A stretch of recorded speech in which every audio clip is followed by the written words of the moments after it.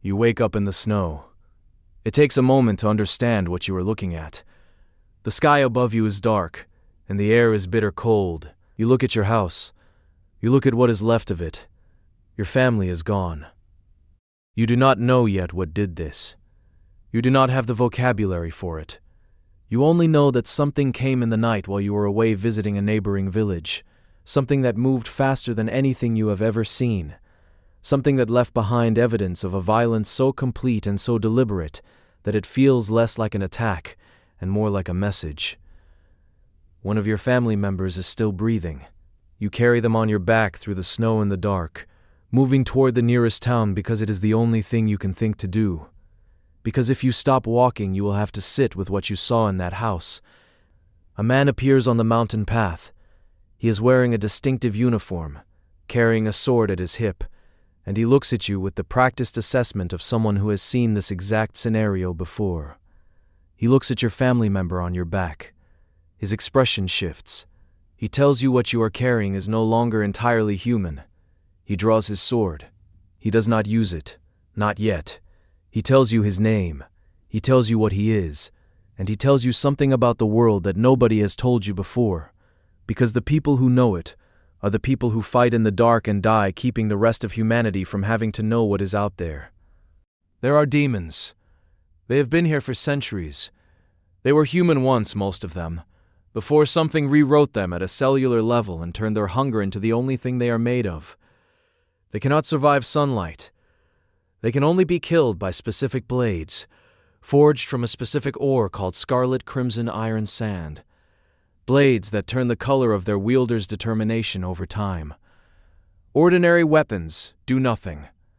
Ordinary people cannot even perceive what is happening to them when a demon decides they are interesting enough to approach. You are not ordinary people. You survived a demon attack that killed everyone else in your home. You carried a half-transformed survivor through the mountains in the dark without losing your grip or your mind. You are still standing, which is more than most people manage after what you have just seen. He tells you about the Demon Slayer Corps, a secret organization that has existed in the shadows of Japanese society for generations. He tells you about the breathing techniques, ancient forms of controlled respiration that allow a trained practitioner to push their physical body beyond its normal limits, to move faster, strike harder, endure more than an ordinary human should be capable of.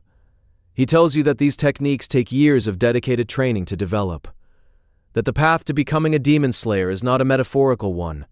It will physically break you before it makes you capable. He introduces you to a trainer, an old man who lives alone on a mountain and who has been preparing people for this life for decades, who will look at you on your first day and decide, based on criteria he does not explain, whether you are worth the investment of the next 2 years of his time. The training begins. The first thing you learn is that breathing is not something you have ever truly done before. Total concentration breathing is not deep breathing in the way meditation means it.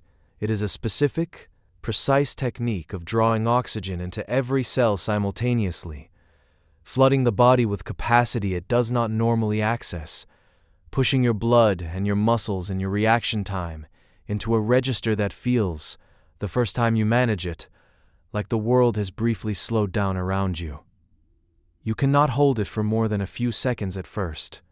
Eventually, after months of practice, you will learn to maintain it continuously, breathing this way even in your sleep, even in a fight, even when everything in your body is screaming at you to stop. You learn a breathing style. Not all of them. No one learns all of them. Your trainer watches the way you move, the way you think, the way you respond to pressure, and he chooses the style that fits the particular shape of your strengths. Water breathing moves like its name, fluid, adaptive, continuous.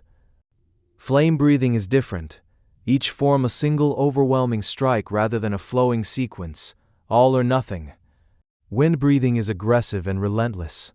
Thunder breathing is speed above everything else, a single form replicated with precision until it becomes faster than the eye can track. The style your trainer chooses for you is yours to develop. The forms exist, the techniques have been passed down through generations, but within those forms is room for something personal.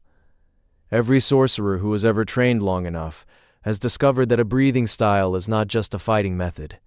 It is a philosophy. The water that finds a way around every obstacle. The flame that commits without reservation.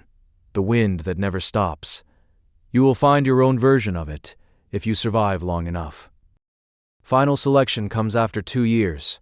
An examination held in a forest that has been inhabited by demons for decades.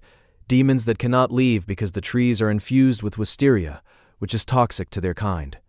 You are placed inside this forest for 7 days. The demons inside are the survivors of previous selections, which means they have already killed every demon slayer trainee sent at them for years. They are the ones that trainees weren't good enough to defeat. You go in with nothing but your blade and your breathing. No backup, no rescue.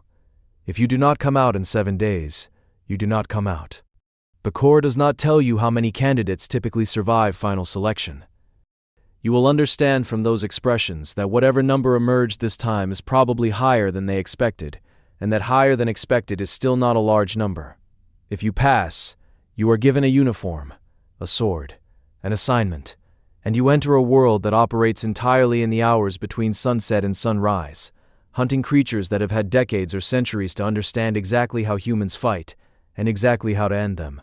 Your family member is still alive, still changing, still somewhere between what they were and what the demon made them into. You do not know yet if they can be brought back. Nobody does.